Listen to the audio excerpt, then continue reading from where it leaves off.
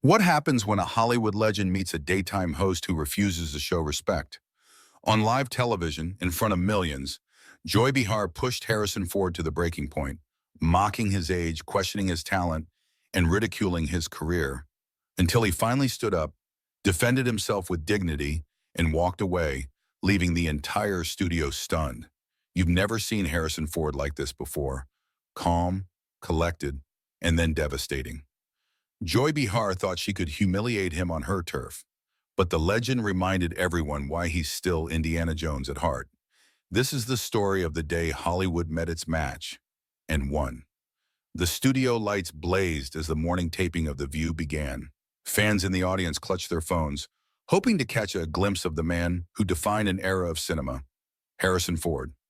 At an 82, he was promoting his final film as Indiana Jones, a bittersweet swan song to a career spanning decades. When he walked onto the stage, the crowd erupted into applause. Dressed in a crisp navy blazer, his trademark smirk just visible under his salt and pepper beard, Harrison waved modestly and sat down. "Welcome, Mr. Ford," Joy Behar began, her tone already sharper than usual, though it was hidden under her signature grin. "Or should I say, Grandpa Jones?" The audience chuckled nervously. Harrison raised his eyebrows but smiled politely. "Well, I guess age happens to the best of us," he replied, leaning back in his chair. Joy didn't wait a beat. "Does it? Or are you just clinging to relevance by dusting off the same old hat and whip? I mean, you've been playing this character since what? Before some of our viewers were even born?" The studio audience fell silent. Harrison folded his hands calmly and looked her in the eye. "I like to think that storytelling is timeless, Joy. At least that's what keeps audiences coming back to see these films." The other hosts shifted uncomfortably, exchanging glances. But Joy pressed on. "Or maybe," she said with a pointed laugh, "they come back because they're nostalgic for the old you, the one who wasn't, what's the word, wheezing his way through action scenes." A few gasps could be heard from the audience. Even the cameramen seemed to pause. Harrison let out a small chuckle, though his jaw tightened just slightly. "I can still outrun most people my age, and some younger too. You'd be surprised." Joy wasn't finished. She leaned closer. "Outrun them? Maybe. But outact them? That's another story. Do you really think your, how shall we put it, grumpy shtick still works in today's Hollywood?" Harrison leaned forward now, his expression calm but his eyes sharp. "Well, I'd say it works as long as people keep paying to see it, and they seem to." There was a smattering of applause from the audience, but Joy rolled her eyes and waved her hand dismissively. "Oh, please, that's just nostalgia talking. No one really cares about your kind of movies anymore." The temperature in the studio seemed to drop. Harrison sat back in his chair, resting one ankle over the opposite knee. His smile had faded, but his composure remained intact. "Well," he said softly, "I've always believed that people care about stories, and it seems to me, from the turnout at the box office, they still care about mine." Joy leaned back, a victorious smirk on her face. "We'll see how long that lasts, won't we?" Harrison simply nodded, as though he had heard it all before, but inside something was shifting. The legend was being tested, and everyone could feel it. Her chair tightened her grip on the stack of cue cards in front of her. Her eyes glinted, not with humor anymore, but with a pointed determination to push further. Harrison adjusted his cufflinks and glanced briefly toward the other hosts, who sat like statues, clearly unwilling to intervene. The air was thick with a kind of tension usually reserved for courtroom dramas. Joy smirked and continued, "Well, Harrison, you say people care about your stories. But don't you think at some point it's time to let go? To gracefully step aside? You've had a good run, but don't you feel ridiculous pretending to be an action hero at your age?" A few gasps and an audible "oof" came from the audience. Harrison blinked slowly. "Pretending, Vo?" he asked, his tone cool. "Well, Joy, acting is pretending, isn't it? That's the whole point of the craft, unless you thought all this was real?" The audience tittered nervously. Joy's smile tightened. "Oh, don't get clever with me, Harrison," she shot back. "What I mean is, When we watch you on screen these days, we're all just waiting to see if you break a hip. Laughter bubbled from the crowd, nervous, awkward, not quite sure if they should. Harrison remained still, his fingers laced together in his lap, his expression neutral, but his eyes sharp as a whip. I see, he said after a moment. Well, I'm glad I can still keep people in suspense. That's good storytelling, I think. Joy leaned forward, unwilling to let go. You know what I think? I think you've made a career out of playing the same angry, brooding man for 50 years, and everyone's too polite to tell you it's boring. You're boring now, Harrison. Don't you ever feel ashamed of showing up to collect a paycheck for the same role, over and over? The words hung in the air like a dagger. Even the camera seemed to hesitate, their whirring fans audible in the dead silence that followed. Harrison didn't flinch. Shame, he repeated softly. No, Joy, not once. Because every time I show up, people show up with me. People who grew up watching those characters, who bring their kids and grandkids to watch them now. And for me, that's worth a little gray in my hair and some aches in my knees. The audience clapped timidly, but Joy cut through it with a dismissive wave. Please, Harrison, stop romanticizing it. You're just another overpaid movie star who's lucky the industry still humors you. Tell me, do you even enjoy acting anymore, or are you just addicted to the attention? At that, Harrison leaned forward, his voice low, deliberate. You know, Joy, I didn't come here today for your approval or for your diagnosis of my motivations. I came here to talk about a film, a story that my crew and I poured our hearts into. But you seem far more interested in tearing down the person telling the story than hearing about the story itself. Joy scoffed loudly. Oh, don't play the victim, Harrison. You've had more opportunities than anyone could dream of. But let's be honest, you're just a cranky old man clinging to what little relevance you have left. Harrison straightened his back, his eyes glinting now, though his voice remained calm. Maybe I am cranky. Maybe that's because I've seen enough in this business to know the difference between someone asking tough questions and someone who just enjoys being cruel. The audience erupted, this time with real applause. But Joy slammed her palm on the table to quiet them. Don't flatter yourself. You can't take criticism, and that's why you'll always just be another fragile ego in Hollywood. Harrison looked down at the table for a moment, then back up at Joy, his lips twitching into the faintest smile. I've taken plenty of criticism in my life, Joy, but I've never mistaken cruelty for honesty. And with that, he sat back, letting his words settle into the room like a hammer strike. The audience was riveted. The other hosts were silent, their eyes darting back and forth between the two. And Joy Behar? She leaned back in her chair, eyes narrowing, realizing that she might have finally awakened the full force of the man who had faced down every villain on screen and was now facing her. The battle was far from over, but the legend had just drawn his line in the sand. The studio lights seemed to burn hotter as the silence stretched between them, a standoff that was now impossible to ignore. Joy leaned forward in her chair, her fingers tapping in impatient rhythm on the glossy table.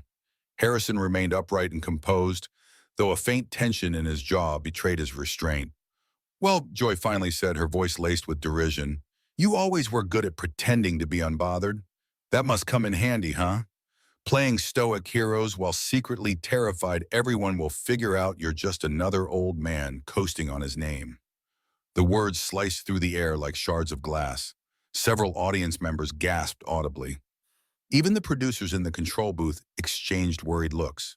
This wasn't television anymore. This was a knife fight. Harrison tilted his head slightly, as though regarding an insect that had wandered onto his sleeve. His hands stayed neatly folded in front of him. You know, Joy, he began slowly, you have an impressive ability to reduce decades of work into a single insult. Almost like that's your real craft. Not comedy, not journalism, just bitterness. The audience murmured, some even clapping tentatively.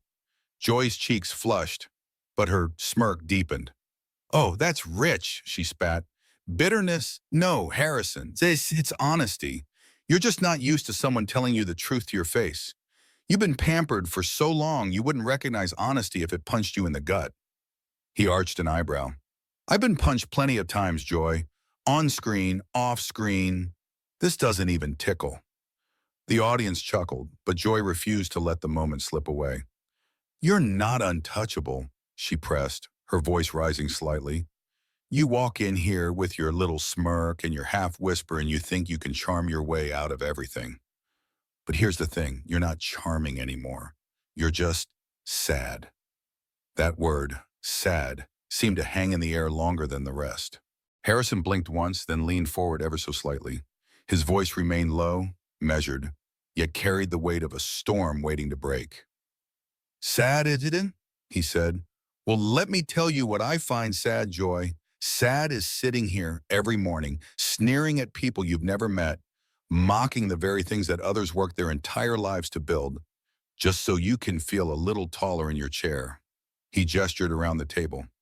Sad is taking a platform that could inspire people, lift them up, and instead turning it into a firing squad.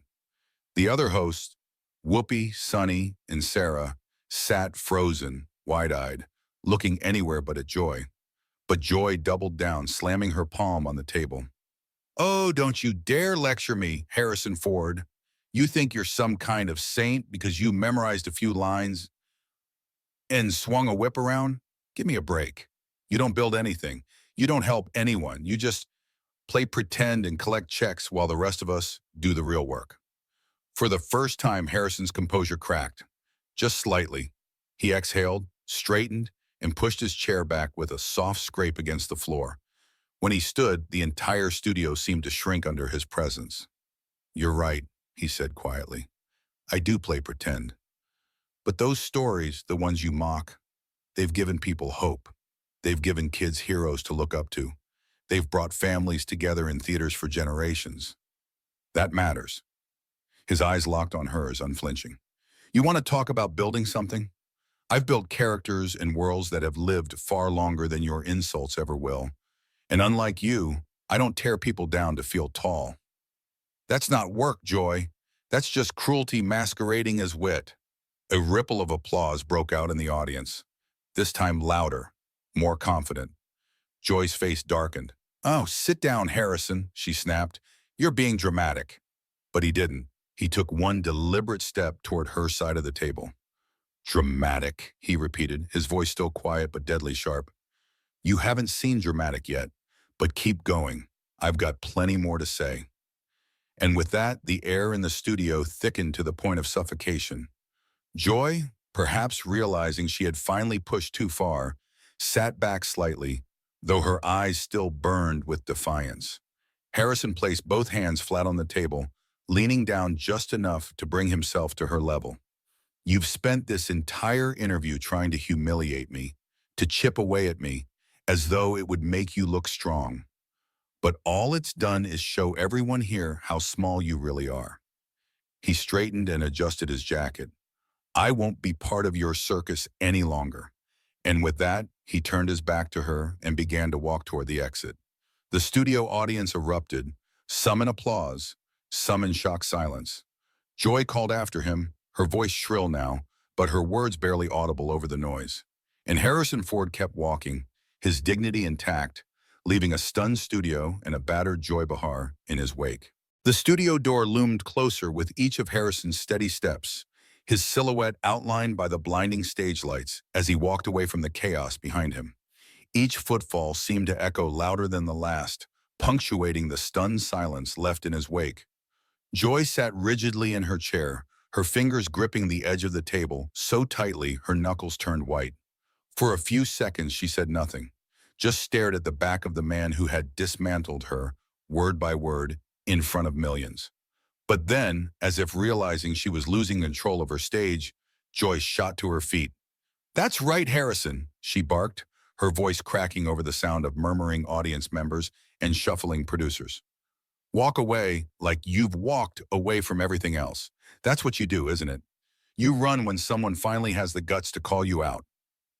Her words hung there like a sour fog, but this time Harrison stopped.